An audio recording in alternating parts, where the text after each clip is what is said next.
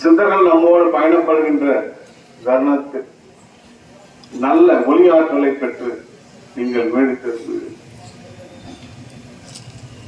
18 ஆண்டுகளுக்கு முன்னால் நானும் என் நண்பர்கள் மட்டுமே இந்த பயணத்தை தொடர்ந்தோம்.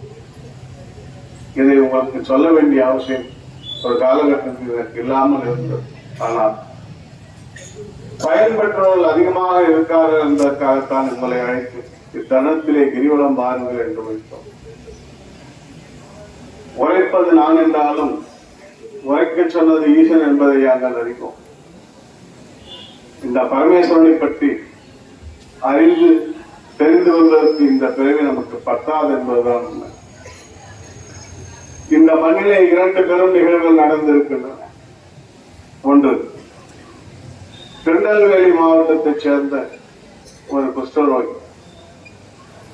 அவரை 200 ஆண்டுகளுக்கு முன்னால் இந்த அடிவாரத்தில் கொண்டு வந்து ஒரு வில்வண்டியில் வைத்து அமர வைத்து அவருடைய சொந்தங்கள் எல்லாம் அவரை விட்டு சென்று விட்டார்கள். அவருடைய உடலில் இருக்கின்ற சதைகள் அற்று போகின்ற நிலையில் அந்த மனிதனானவன் உயிர் மட்டும் வந்து கொண்டிருக்கின்ற நிலையில் அந்த வில்வண்டியிலே படுத்துக் கொண்டிருக்கிறார். இந்த மலையை அந்த காலத்தில் கிரிவலம் செய்த மக்கள் எல்லாம் மலை மீது இருக்கின்ற வேதகிரீஸ்வருடைய பெருமையை பற்றி பேசுவதை கேட்டவுடன் மலைவளம் வந்தால் அத்துணை நன்மை என்பதை அவன் கேட்ட பிறகு இங்கே கிரிவலம் வருகின்ற மக்களை பார்த்து அந்த குஷ்ரோகி கூறுகின்றான், இந்த வண்டியை ஒரு அடியாவது என்னை நகர்த்தி கொண்டு போய் சேர்த்து விடுங்கள். உங்களை போன்ற பெருமக்கள் தான் ஒவ்வொரு அடியாக அந்த வண்டியை இழுத்து இழுத்து கொண்டு போனார்கள்.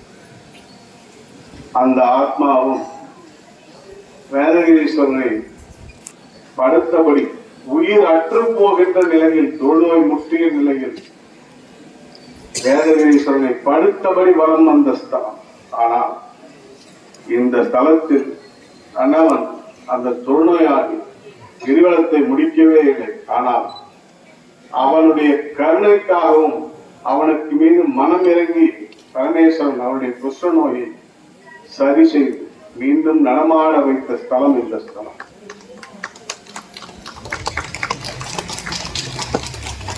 இது நம்முடைய புராணத்தில் அதில் ஒரு அற்புதமான நிகழ்வு. அவர் பாடியது கழுதாசல சதகம் என்கின்ற பெயர். மலை மீது இருக்கின்ற ஈசனுக்கு கழுதாசலமூர்த்தி என்று பெயர். கழுகும் அசலமும் சேர்ந்த மலை நம்முடைய.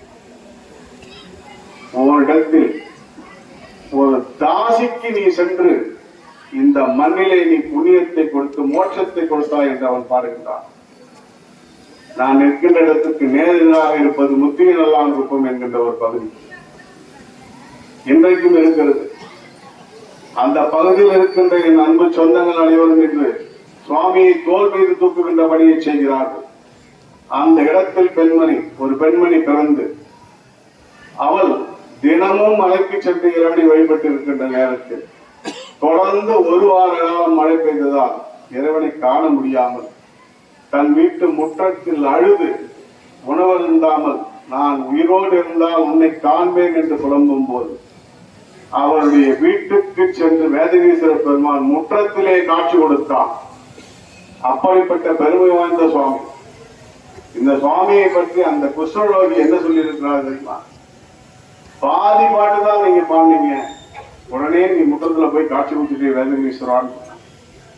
இந்த கழுதாசல சதகத்துல 11வது பாட்டு, உனை முற்றுமே புகழாமல் என்று ஒரு வீசி கவிபாதியின் மனைமுற்றமே சென்றாய் அவள் வழிபட்ட சொல் சரிபட்டதே. அவள் வழிபட்டாலே அந்த சொல் சரிபட்டு போச்சு.